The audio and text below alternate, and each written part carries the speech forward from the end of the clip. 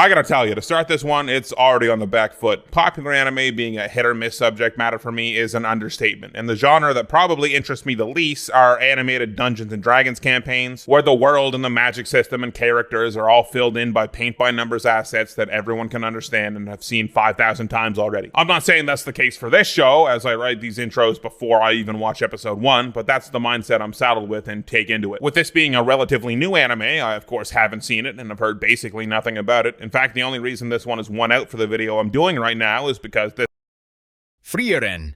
Beyond Journey's End is constantly praised for being emotional, mature, and deep.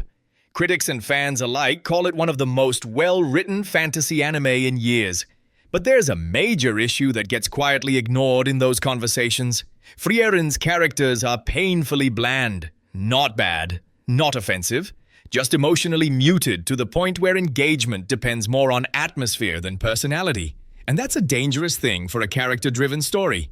Frieren's world is slow, reflective, and intentionally understated.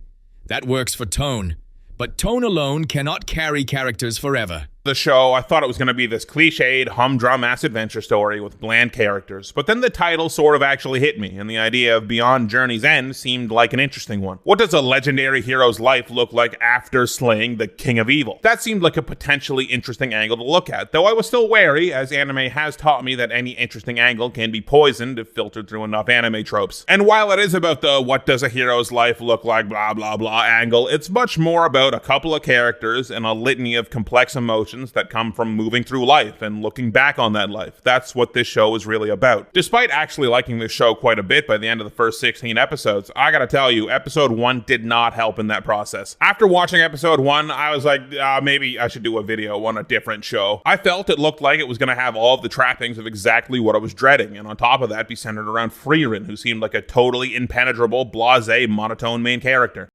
At some point, viewers need personalities that feel distinct, reactive, and alive. Frieren's cast, by design, avoids extremes.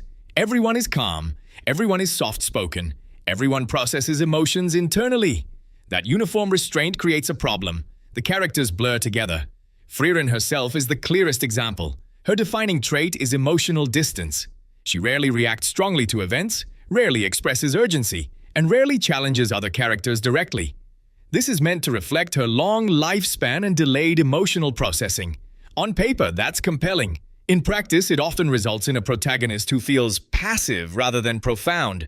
A main character doesn't need to be loud to be interesting, but they do need presence. Whose entire shtick would be the fact that all of her reactions to things are either muted or confused. In episode 2, I was like, come on, man, you don't even get out of your seat when your elderly friend of 50 years collapses. It seemed like the worst case scenario, but with just how many people had recommended the show to me, I had to think like, okay, there has to be something more to this. This can't just be anime Dungeons & Dragons schlock. And though the people that recommended solo leveling did get it wrong, I trusted you guys that maybe you could get it right this time. And I'm glad I did stick with it, because what I found was a show with a lot of heart. Frieren, the character that is, to be fair to my former self, I still think is a character that it's hard to build a rapport with. She's this 10th level mage that is so above everyone else in the show so far, she sort of feels removed from any level of consequence of anything that happens. Time, in general, is an afterthought for her, as she is so long-lived that dedicating 5 years to decoding a book for a friend seems like barely a commitment to her. She has watched people live their full lives, get old and die, probably over and over in her lifetime, so you can understand why she feels like it's less of a big deal than it is. If you extrapolate that idea over the course of her entire 1,000+ year life, this has had to have happened to her over and over. Make friends, watch them slowly become feeble and gray, bury them, and move on. This process never feels cold from Frieren, not exactly, but she does certainly lack a level of human warmth to the idea that people. Frieren often feels like a vessel for themes rather than a driving personality. She exists to observe, to remember, and to regret, not to disrupt or challenge the world around her. That makes her feel less like an active protagonist and more like a walking metaphor. The issue becomes more obvious when you look at the supporting cast. Fern is quiet, responsible, and emotionally reserved. Stark is shy, insecure, and hesitant. These traits are realistic, but realism does not automatically equal engagement. When most characters default to softness and restraint, conflict loses its edge. Conversations feel muted, emotional peaks flatten out. The story begins to feel emotionally monotone. There's a difference between subtle writing and underwritten personalities. in your life will be gone forever. The thought of people that she has known for 50 or more years dying doesn't seem to rattle her in the slightest. These traits, along with her attitude and demeanor of usually being one-toned and overpowered for basically any situation, leads to a character that is hard to love from the start. But this lack of human emotion, or maybe not total lack of it, but lack for magnitude of it, is a big part of what this show is about. As the early episodes of this show play out, Frieren retraces the steps of her previous mythical journey to defeat the Demon King with her old adventuring party with her new one. And as she does, she's reminded of moments from those 10 years of her life that she spent alongside of them, and the vibe is that she appreciates those memories more now than she did while she was actually living them. And I imagine she feels that the fact that she is so long-lived doesn't allow her to feel the gravity of events like humans do. The 10 years she spent on that first quest to kill the Demon King was a tiny portion of her lifespan, but to a human, 10 years is a giant amount of time. And for that original party, a life-defining time. But for her, it wasn't that much of a commitment, so I get how the importance of it could be downplayed in her head, and it could be hard to grasp how other people view it. And it feels like that's what this new quest is. As she retraces the steps of her first quest, and is more often than not met with memories of her old friend, she's faced over and over with the idea that those years in hindsight did mean a lot to her. Or, in hindsight, she wished she didn't take those years for granted like she did. And now, on this new adventure, though her outward attitude hasn't seemed to change much, through those flashbacks we see so often, there's this undercurrent of the idea that Frieren is holding this adventure more dear, making more of it. This show is a little tougher to write about than the others I've covered in the past because it's framed so differently. At the same time, the people that recommended me the show, I understand why now. So often I praised Avatar and its characters and its world over the fact that the world highlights the characters and the characters highlight the world in this beautiful symbiotic relationship. And I'm a bit embarrassed to admit that it took me 10 plus episodes to figure out that's exactly why this show was recommended to me so many times, because Frieren does the exact same thing. And I was a little offended when I first realized this. What, you guys think I only like the one thing? I am a complex person. I like a load of things. I like 10 things. But at that point, I had already decided the show was executing what it was going for very well, and I had to admit, despite my offense, I was liking it. Frieren's world I wouldn't call very standout. Frieren's defenders often argue that the characters are realistic and human.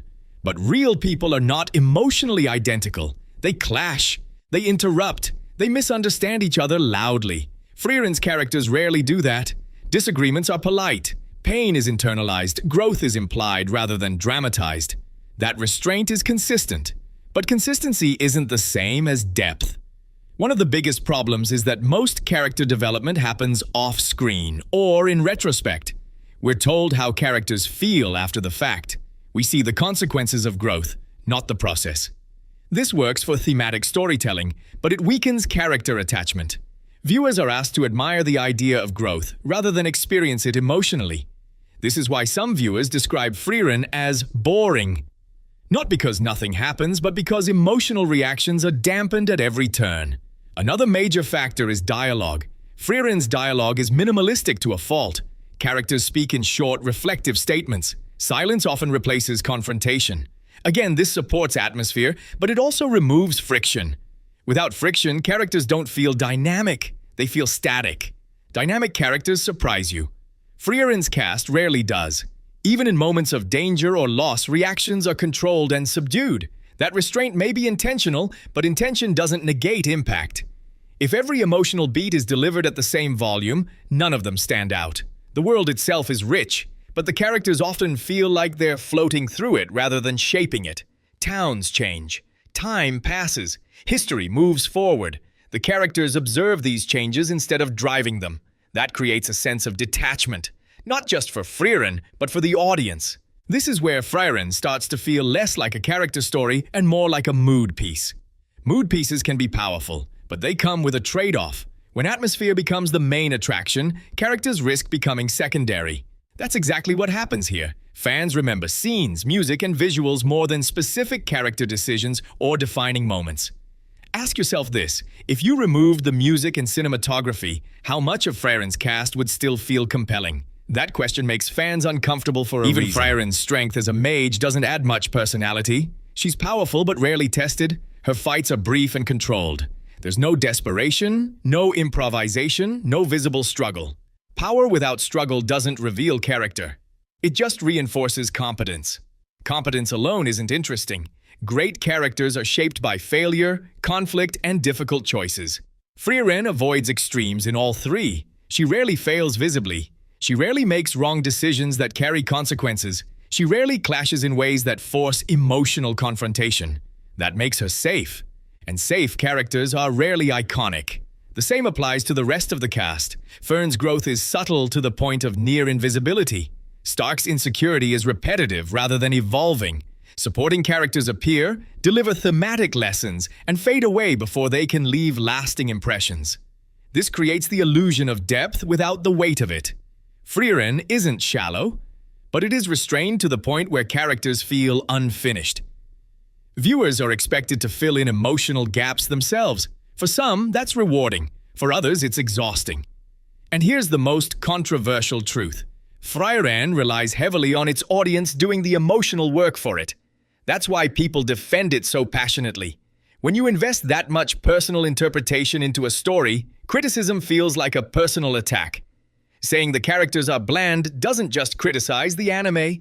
It challenges the viewer's emotional investment, which is why discussions around Frieren get so heated. Frieren is not bad, but it is limited. It chooses atmosphere over personality, restraint over expression, implication over confrontation. That choice creates a beautiful, melancholic experience, but it also creates characters that struggle to stand out on their own. So when people say Frieren has bland characters, they're not saying it lacks depth. They're saying it lacks contrast. And without contrast, even the most beautiful story risks feeling emotionally flat. That's the real problem Frieren fans don't like to talk about.